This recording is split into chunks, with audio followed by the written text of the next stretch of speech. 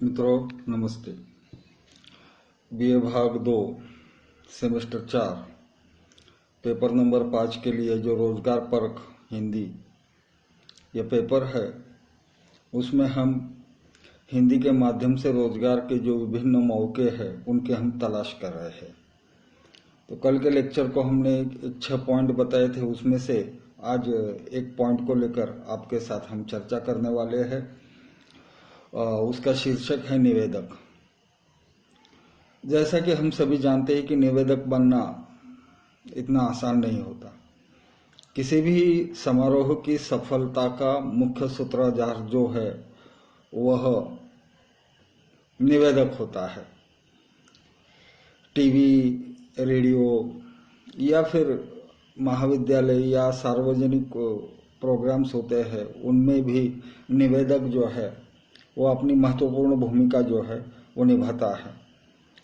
अक्सर ये देखा गया है कि आज वर्तमान में जो रेडियो जॉकी है आरजे, क्योंकि कुकुर मुक्ते की तरह आज अनेक एफएम चैनल्स जो है उनका जन्म हो रहा है और हर एक चैनल के लिए आरजे की जरूरत होती है।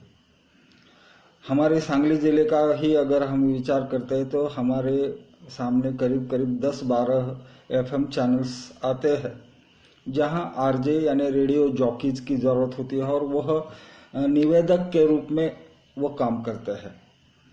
हरीश भिमानी हो या पुराने जमाने के अगर नाम लिया जाए तो अमीन सायानी, जहां से हम मानते हैं कि इसकी शुरुआत हुई थी, और फिर हरीश भिमानी है और भी बहुत सारे जो नाम है वो इस संदर्भ में याद आते हैं। अमीन सायानी की आवाज हम सभी पहचानते हैं, अर्थात यह हमारे एज ग्रुप की बात हुई, आप शायद नहीं पहचानेंगे। यह भी बड़ी विनम्रता के साथ हम यहाँ कबूल कर रहे हैं।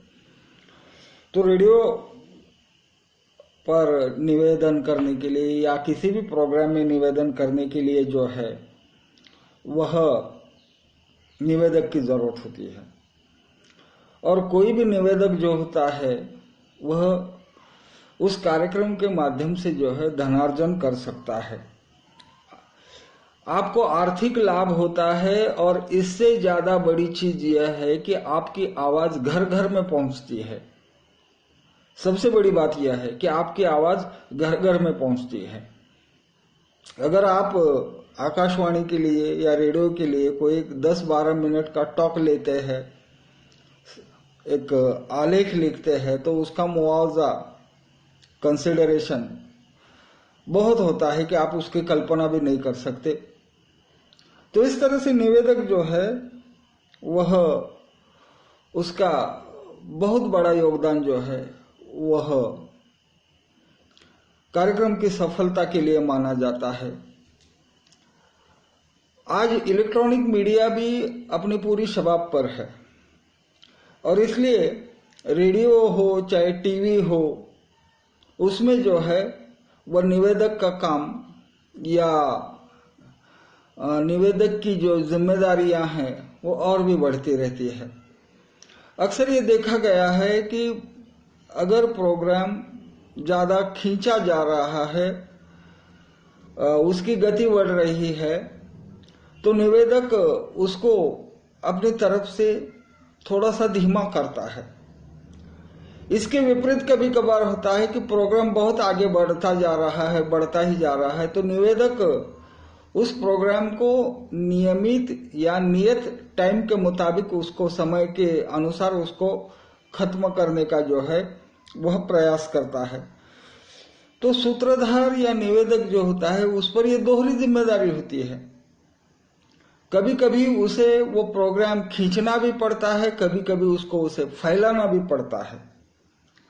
और इस प्रकार से जिस मनुष्य के पास या जिस छात्र के पास निवेदन की कला है, वह छात्र इस क्षेत्र में जो है वो सफल हो सकता है। आज बहुत सारे नाम ऐसे हैं कि जिनके नाम सुनने के बाद हमको यह महसूस होता है कि वह प्रोग्राम कैसा रहा ये पता नहीं है, लेकिन उस प्रोग्राम का जो सूत्रधार था उसकी निवेदन शैली बहुत अच्छी थी।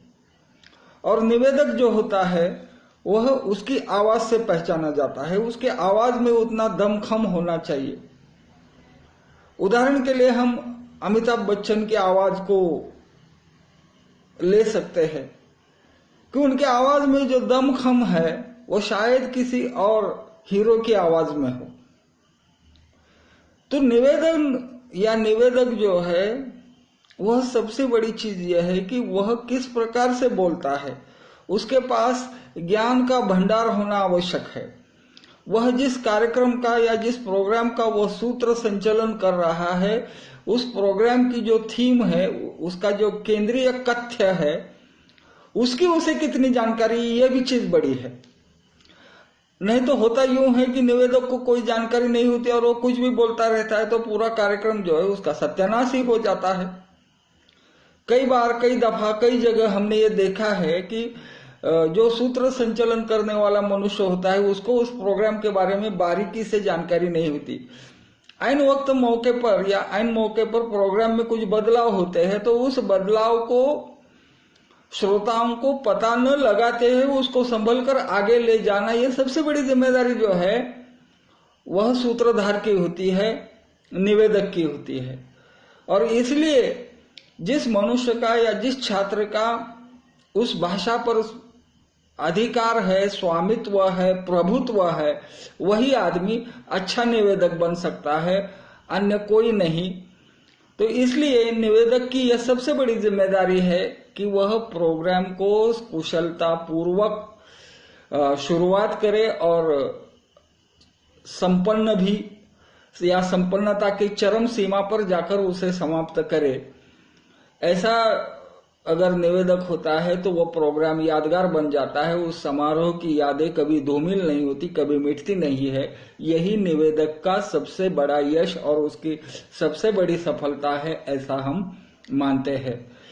तो इस प्रकार से हमने ये देख लिया कि निवेदक का क्या महत्व होता है, और अगर हम हिंदी के माध्यम से निवेदन शैली को आत्मसात करते हैं, उसको विकसित करते हैं, तो हमारी सफलता सुनिश्चित है और भविष्य में कई द्वार हमारे लिए जो है वो खुले रहते हैं, क्योंकि भारत जो है यह त्योहारों का देश है, समारोहों का देश है। यहाँ प्रोग्रामों की कोई भी कमी नहीं है। और अगर अच्छा कोई निवेदक हो जिसकी निवेदन शैली खूबसूरत हो तो ऐसे लोगों को कभी भी जो है वो बुलाया जाता है और उनको सम्मानित किया जाता है। इस क्षेत्र का सबसे बड़ा फायदा यह है कि आपको पैसा कितना मिलता है ये चीज बड़ी नहीं है, आप कितने लोगों तक पहुंचते हैं, यह सबसे बड़ी सफलता जो है वो निवेदक की होती है। आज के लिए बस इतना ही।